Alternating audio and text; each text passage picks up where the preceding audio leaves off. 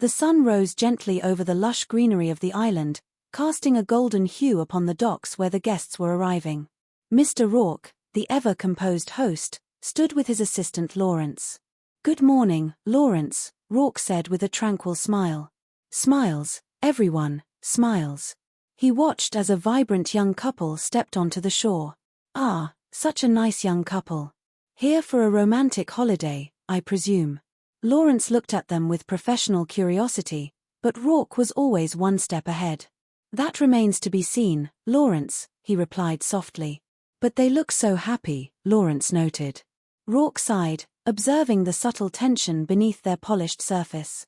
"And one of them is. Mr. Gary Tucker is a very happy man. His wife Kathleen is another story. She is here to try to save their marriage." Lawrence looked puzzled. "I do not follow you." "Well, you see," Rourke explained, "Mrs. Tucker has recently discovered that her husband has a mistress." Lawrence gasped in surprise. "A mistress?" "Yes," Rourke confirmed. "And he does not know he has been found out. No wonder he looks happy." Lawrence shook his head. "And not that I approve, sir. Neither does Mrs. Tucker," Rourke added. "Her fantasy is for her husband to make a choice between his wife and his mistress before they leave the island." Lawrence looked concerned. "Oh, dear. They are starting a vacation together and they are not even speaking. Does not bode well, does it, sir?" Rourke turned his gaze to another pair of guests. "I am afraid you jump into conclusions, Lawrence. The lady is Mrs. Joan Mallory, a widow from Coos Bay, Oregon. The gentleman is Mr. Alan Reynolds, a widower from Bangor, Maine. They have never seen each other before today." Lawrence bowed slightly. "I stand corrected. There will be no more jumping to conclusions for me." Rourke smiled. "That is good. I assume her fantasy is to recapture her lost wild youth," Lawrence ventured. "No, Lawrence," Rourke corrected.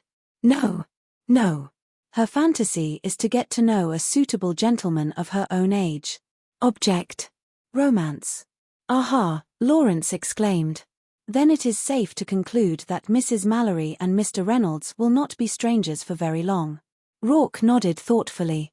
"Yes, but I am afraid Mrs. Mallory's problem cannot be solved with a mere kiss or hi." As the guests gathered, Mr. Rourke stepped forward with grand hospitality. "My dear guests, I am Mr. Rourke, your host. Welcome to Fantasy Island." Nearby, Kathleen Tucker tried to reach out to her husband. "Oh, Gary, is Kongit beautiful? You and me alone in a tropical paradise. Oh, it has been so long." Gary looked slightly irritated. "Kathy, please, I know how long it has been. I know I have been spending too much time at the office." Kathleen bit her lip. "Gary, I did Kong mean." Gary interrupted. "I know what you meant, all right. Making a career work takes time, lots of it. And I do Kong want you making me feel guilty about it." Kathleen spoke softly. "I did Kong mean to make you feel guilty, Gary. Sometimes things just come out wrong." Gary waved it off.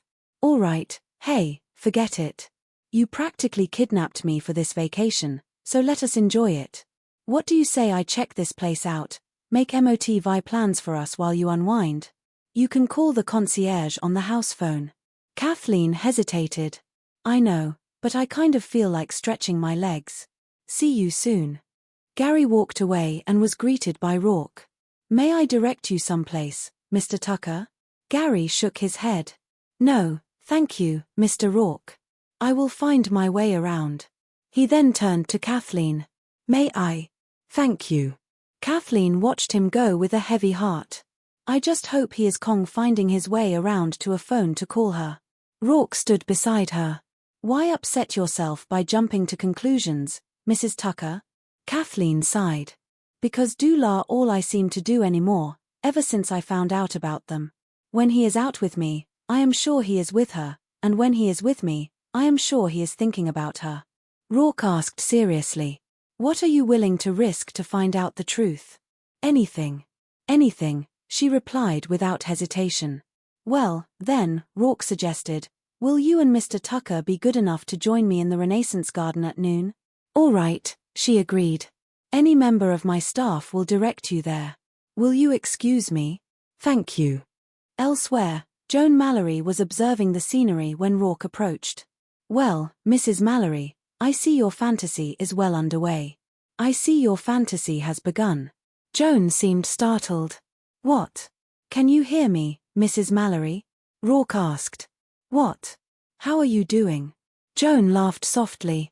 Oh, better now that I know I am Kong deaf. Good. Mr. Brock, if you have a minute, I would like to talk to you about something. Oh, certainly.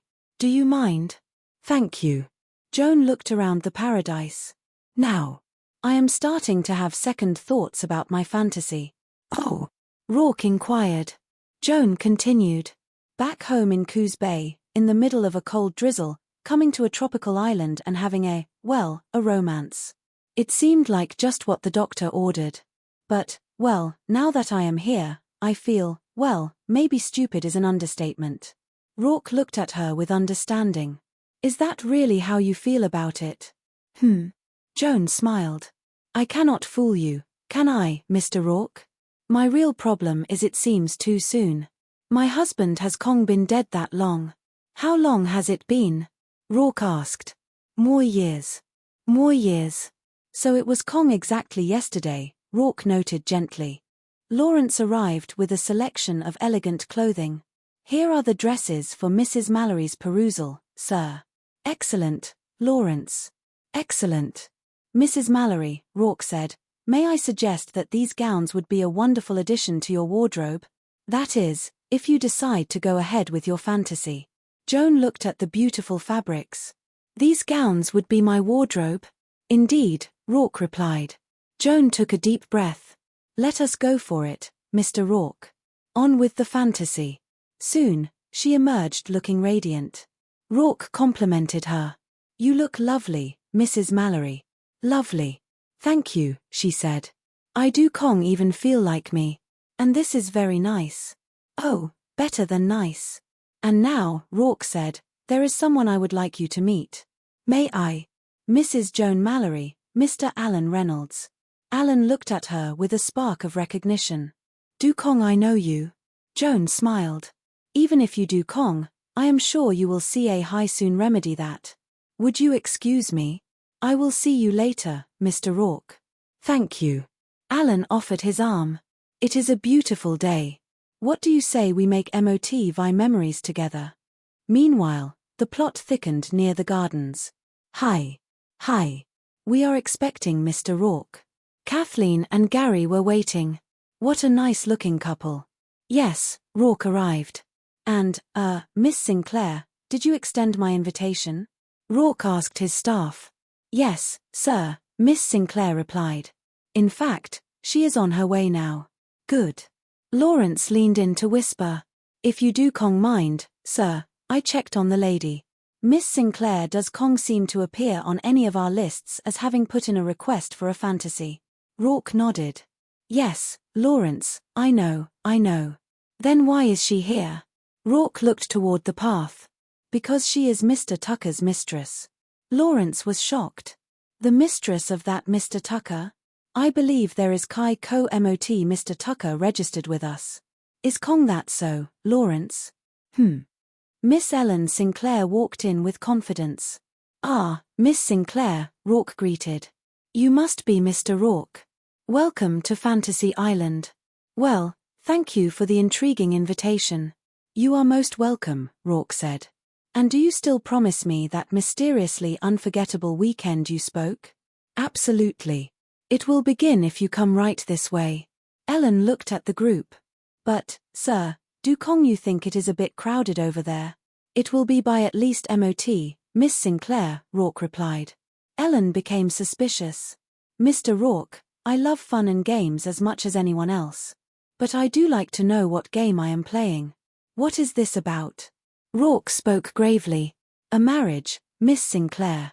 No, more precisely, a triangle. And the bringing together of the principal players. Ellen scoffed. Well, you sound like you need a social worker or a stage manager.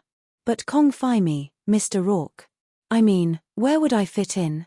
Rourke pointed toward the couple. Unfortunately, In the middle. Mrs. Kathleen Tucker, I would like you to meet Miss Ellen Sinclair. The air turned ice cold. Ellen. Gary shouted in disbelief. Ellen. Kathleen stared at her. Rourke stepped back. And now, if you so excuse me, I must welcome the afternoon plane. Lawrence. Gary was the first to speak in the heavy silence. All right, I say go first. What is this? Some kind of a joke? Some kind of a rotten, lousy joke? Kathleen's voice was sharp. She knows. Gary stammered. Of course I know. What do you think, I am stupid? You have to be deaf, dumb and blind Kong Fi to know. It is Kong Fi what you think, Kathleen, Gary tried to say. Oh. What is it then? Kathleen challenged. It is a mistake. Gary said. What? Kathleen asked. You having a mistress or us all ending up here together? Ellen turned to leave. I am sorry. I am really sorry. But I am leaving. Kathleen, I can explain, Gary pleaded. I doubt it, Kathleen snapped. Away from the drama, Joan and Alan were enjoying each other's company. Very good. I have Kong Fi had so much fun since. Well, I cannot remember. It has been too long. Oh. No, what do you want to do? Oh, that is, unless I have a stroke within the next 9 minutes. Alan laughed. Well, I am happy just being with the most attractive lady on the island. Well, Dula a very nice thing to say, Ellen. I mean it, Joan. Tell me, do you think that love at first sight is just for kids? Joan thought for a moment. Well, I have never really thought about it. Until now, Alan said softly. Well then, how about giving it your immediate attention? Alan pressed. I have thought about it. And I definitely do Kong Fi think the kids have a lock on it. They both laughed together. Joan later met Rourke again. Well, Mrs. Mallory, you look very jaunty and dashing. Oh, Mr. Brock, I am having such a wonderful time. I hope to get to the boutique before it closes. I have to get MOT buy new lipstick and perfume and… Listen to me, I am carrying on like a schoolgirl. Rourke smiled. I am glad everything is turning out as you had planned. Oh, there is MOT thing. But I am sure it's make no difference. What is that? Joan asked. Your son and his family have just arrived on the island. Joan was horrified. Oh, no. How did they find me? Well, Rourke explained, your son told me that he became worried. He noticed your suitcases and MOT vi of your personal items were missing. And then he apparently found the itinerary for your trip. Was there MOT vi reason you did Kong Fi wish your son to know you were about? Joan sighed. I could Kong Fi rat well tell him I was running away from home to. Mother, Richard Mallory called out as he approached. We were so worried about you. Oh, Mom, you look terrific. Joan tried to stay calm. Thanks. I am glad to see you, but I really must be going. What is going on here? Richard asked. Nothing. I am just having a little holiday. Richard looked skeptical. A holiday? That is it, is Kong Fi it? You think we have been neglecting you at home, so you decided to teach us a lesson. Richard, I have no idea what you are talking about. I have never thought that ever. And now